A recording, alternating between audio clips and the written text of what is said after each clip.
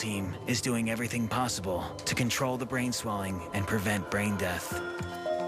When Zach got his initial assessment, it was clear that he needed a CAT scan because we know he's got a significant brain injury. On receiving Zach's CAT scan, they saw diffuse swelling of the brain as well as fractures of the skull with extensive bleeding. The thing that was really the most dangerous was the diffuse swelling of the brain. Which basically means that all or most of the brain had become swollen, and therefore it can only expand a certain amount, and that pressure starts to squeeze the cells more and more, and itself causes more and more damage. That swelling is likely to progress on over the next 24 to 48 hours and can result in brain death.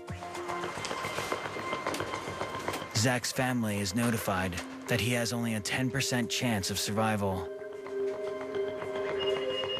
Once the family's been given the news that things are pretty grim, at that point, there's no procedure that can be done to sort of resolve things and make him better and make them feel better. So they have the agony of just waiting it out to see what's going to happen.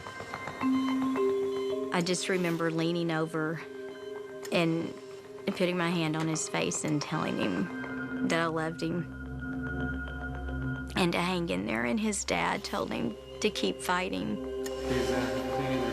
Over the next 24 hours, Zach's condition deteriorates significantly, despite the efforts of the medical team. The more swelling that occurs, there's greater pressure in the brain, and that results in progressively less function in the brain and less blood going into those parts of the brain, so less and less of the brain works. The pressure in Zach's skull is dangerously high. Doctors conduct a perfusion scan to analyze the blood flow to his brain. The scan shows no brain activity. He has no spontaneous movement, and both pupils are still fixed and dilated. Zach is not just dead, he's brain dead.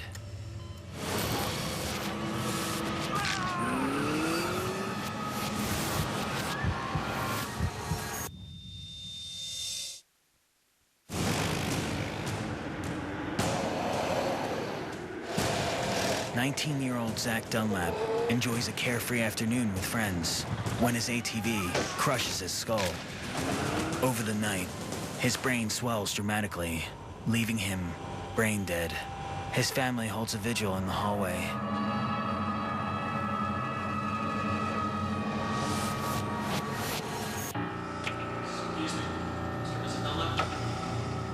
To have to tell family members that their loved one is not going to make it is probably the worst part of our job.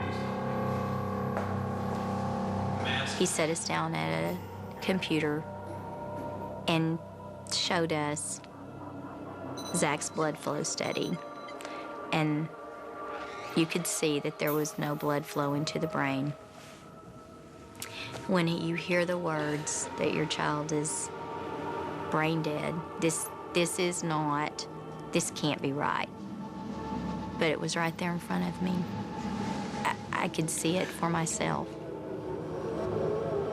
It was as if the whole brain just looked dark.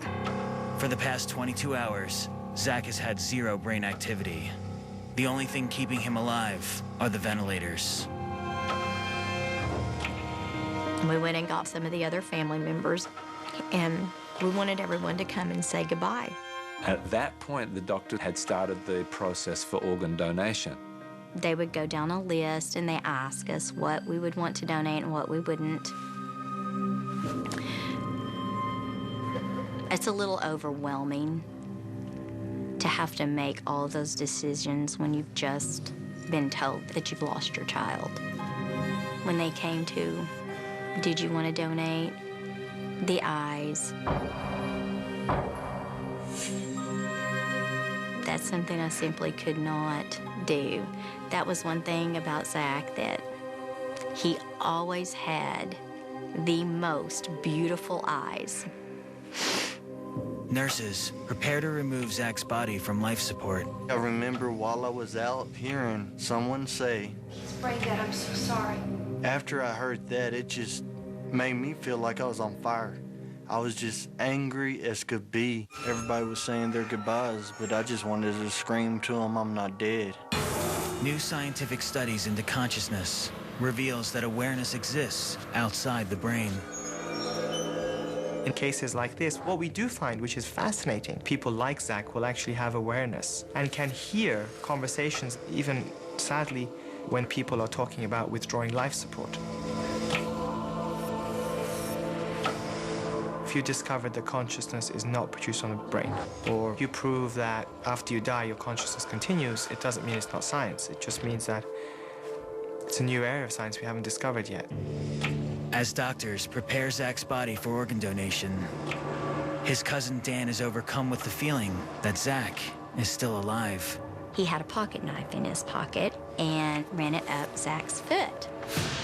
When his cousin did that reflex on his foot, it's basically a reflection of a fairly primitive response in the brain, a basic reflex. Dan was just kind of beside himself, going, something inside of me was just telling me, don't you give up. And then he picked up Zach's hand and he took his fingernail and rammed it up under Zach's fingernail.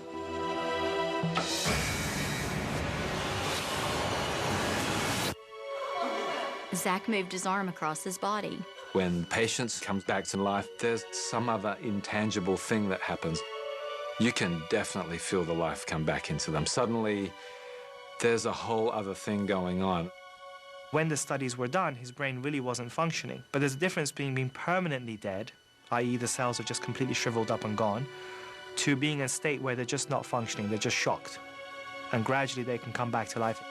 When he moved his arm away to a painful stimulus, that's very meaningful.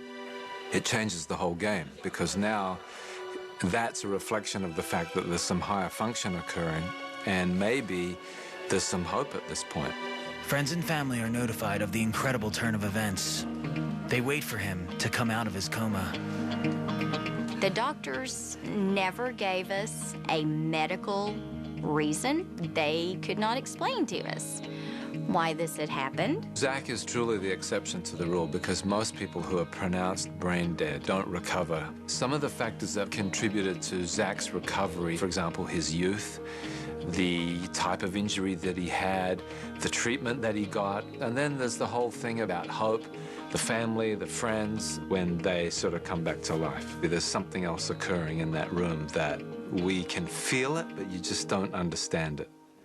Studies show that critical patients who have friends and family praying for them have a 25% better chance of survival. I remember bits and pieces of people talking to me while I was in the hospital. Ultimately, a hopeful family can mean a hopeful patient. We know that somehow that gets transmitted between patients and family in ways that we don't fully understand. After we had been there for several weeks, he opened his eyes. And then he looked at his dad and I and said, I love you. I am grateful that my family didn't give up on me whenever the doctor said I was dead. Death is hard to define. Given how far we've come in medicine, from 100 years ago even to now, and then looking ahead into the future, I'm confident that it won't be long till we do understand why some people survive death and others don't. But we're not there yet. Death is reversible, even in cases when there's been high-impact trauma. One of the factors that helps people survive an encounter with death is their physical or genetic makeup. In the future, one of the ways of helping people is to cultivate